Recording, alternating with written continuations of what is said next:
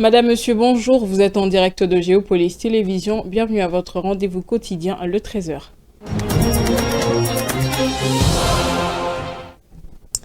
Le ministère de la Défense nationale et des anciens combattants a lancé un atelier de rétroaction consacré à la gestion et à l'inhumation des dépouilles conservées à la morgue de l'hôpital militaire central de Kinshasa avec l'appui du Comité international de la Croix-Rouge. Cette rencontre réunit des experts issus de plusieurs structures relevant du secteur de la défense, notamment le secrétariat général à la défense nationale, l'état-major général des FARDC, le corps de santé militaire ainsi que des spécialistes du CIRCR. Les ministres de la Défense nationale et des anciens combattants a ouvert à Kinshasa un atelier de rétroaction consacré à la gestion et à l'inhumation des dépouilles conservées à la morgue de l'hôpital militaire central. Cette initiative bénéficie de l'appui du Comité international de la Croix-Rouge, partenaire engagé dans la promotion des principes humanitaires et du respect de la dignité de personnes décédées. Pendant plusieurs jours, experts militaires, responsables administratifs et spécialistes humanitaires examineront les différentes étapes du processus, depuis la réception de corps jusqu'à leur inhumation.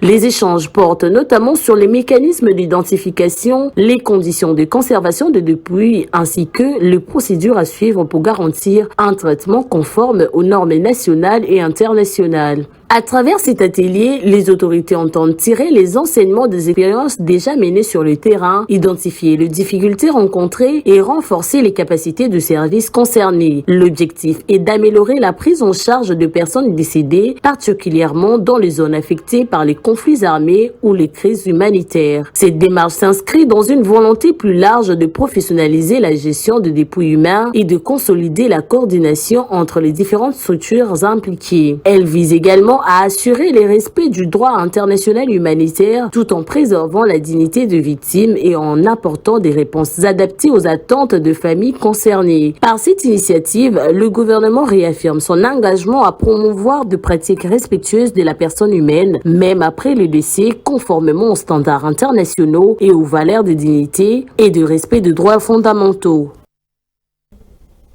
Retour en sport avec quelques explications concernant la Coupe du Monde. Bien plus qu'un rendez-vous sportif, une Coupe du Monde est souvent présentée comme un puissant moteur économique entre afflux de touristes, création d'emplois, investissement dans les infrastructures et visibilité internationale. L'événement peut générer des retombées importantes pour le pays organisateur.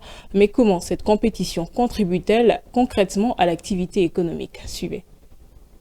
Organiser une Coupe du Monde, c'est accueillir pendant plusieurs semaines des centaines de milliers de visiteurs et attirer l'attention de milliards des téléspectateurs à travers le monde. Lors de la Coupe du Monde 2022 au Qatar, plus d'1 million de supporters étrangers ont visité le pays, tandis que la compétition a été suivie par près de 5 milliards de personnes à travers le monde. Cette affluence profite directement aux hôtels, aux restaurants, aux transports, au commerce et à de nombreux prestataires de services. L'événement stimule également l'investissement, la construction ou la modernisation de stades, de routes, des aéroports et des infrastructures de transport mobilisent d'importantes ressources financières et créent des milliers d'emplois avant même le coup d'envoi de la compétition. En Afrique du Sud, pays hôte de la Coupe du Monde 2010, plusieurs milliards de dollars ont été investis dans les infrastructures afin de moderniser les réseaux de transport et les équipements sportifs. La Coupe du Monde constitue aussi une vitrine exceptionnelle pour les pays hôtes. En exposant ses atouts au reste du monde, elle peut renforcer son attractivité touristique, attirer de nouveaux investisseurs et favoriser l'organisation d'autres événements internationaux. C'est notamment l'un des bénéfices le plus recherché par les pays organisateurs à améliorer leur image et accroître leur visibilité sur la scène mondiale. Enfin, les recettes générées par les visiteurs, les activités commerciales et les services contribuent à dynamiser l'économie locale. Toutefois, les économistes soulignent que les retombées les plus durables sont souvent celles liées aux infrastructures, à l'image du pays et à l'attractivité économique. Pour de nombreux experts, la véritable réussite économique d'une Coupe du Monde ne se mesure pas uniquement pendant le tournoi, mais surtout à la capacité du pays organisateur à transformer cette visibilité mondiale en opportunités durables de développement. Faisons un crochet à présent à l'Ituri où la société civile a exprimé son inquiétude face à la saturation des centres de traitement d'Ebola de Rwampara et d'Istem. Elle appelle les autorités et les partenaires sanitaires à renforcer d'urgence les capacités de prise en charge pour faire face à l'afflux continu des cas de suspects. La société civile de l'Ituri tire la sonnette d'alarme face à la saturation des centres de traitement d'Ebola, de Rwampara et de l'Istem. Après une visite d'évaluation effectuée sur ces différents sites, son coordonnateur provincial Dieudonné Lossa appelle le gouvernement et les partenaires sanitaires à renforcer en urgence leur capacité de prise en charge. À Rwampara, l'un des principaux foyers de l'épidémie après Mugwalu, le cas suspect continue d'affluer chaque jour. Selon la société civile, les infrastructures existantes sont désormais débordées et peinent à accueillir les nouveaux patients. Même constat à Istem, où le centre de traitement récemment ouvert par l'organisation Samaritan Spurs enregistre déjà plusieurs admissions. Une situation qui témoigne, selon les acteurs de la société civile, de la persistance de la menace sanitaire dans la province. Face à cette pression croissante sur les structures de santé, Dieudonné Lossa estime qu'une intervention rapide des autorités est indispensable pour augmenter les capacités d'accueil, améliorer la prise en charge des malades et renforcer le dispositif de riposte. La société civile plaide également pour une intensification des campagnes de sensibilisation auprès des communautés afin de prévenir de nouvelles contaminations et limiter la propagation de la maladie. Et puis, après plusieurs jours dans les stations-service de Kinshasa de quasi-pénurie et de files d'attente, les automobilistes et autres consommateurs des produits pétroliers s'approvisionnent à nouveau normalement dans les points de vente. La ministre des Hydrocarbures a confirmé la disponibilité du carburant à la pompe, un rétablissement de situation qui devrait mettre au baume au cœur des automobilistes principalement. Plus de détails dans ce commentaire de Véronica Kapenga et Elika Bea.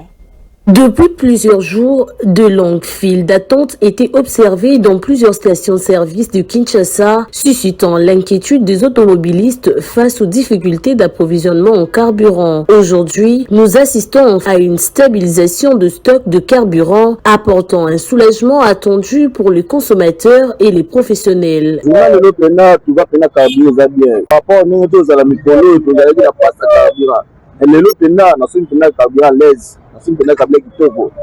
Bien penda et ça va penda ça va dona passe penda tina balinga ça kabila y passe mais par rapport à l'élo kabila kitoko bien bon lundi kabirande ezali passe mais masu de te kamala bien robani mais l'élo jeudi na moni bra kabila ça va ba te kabia parce que ça bien ça poilu les ba te kabila pour lundi parce que ça kabila ezali mais donc allez.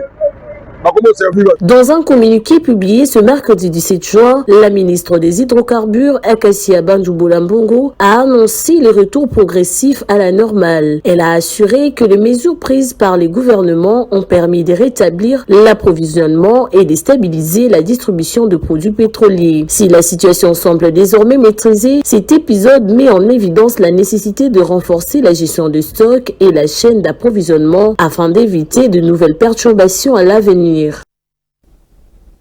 Reconnu comme l'une des principales matières premières agricoles échangées à l'échelle mondiale, le café connaît un repli de ses cours au premier semestre 2026 sur fond de perspectives de récolte favorables pour la campagne 2026-2027 dans les grands pays producteurs. Myriam Likio. Les prix du café affichent une baisse généralisée sur le principal place boursière depuis le début de l'année 2026. Selon les données compilées par l'Intercontinental Exchange, les cours de l'Arabica ont clôturé à $6 100 la tonne le 16 juin à New York contre $7 300 le 16 janvier, soit un recul de 16%. Parallèlement, les prix du Robusta ont également diminué sur la même période. Pour la bourse bourse de Londres, le cours de cette variété ont clôturé à 3 545 $ le tonne des 16 juin, contre 3 925 $ les 16 janvier, ce qui représente une baisse de 9,7%. Selon les analystes de la banque coopérative néerlandaise Rabobank, cette tendance baissière reflète principalement l'amélioration des perspectives d'approvisionnement sur les marchés mondiaux, à mesure que la disponibilité augmente dans les principaux pays producteurs. Fin de cette première session d'information, 19h30 pour la deuxième et la grande édition du journal avec Patience Okeke.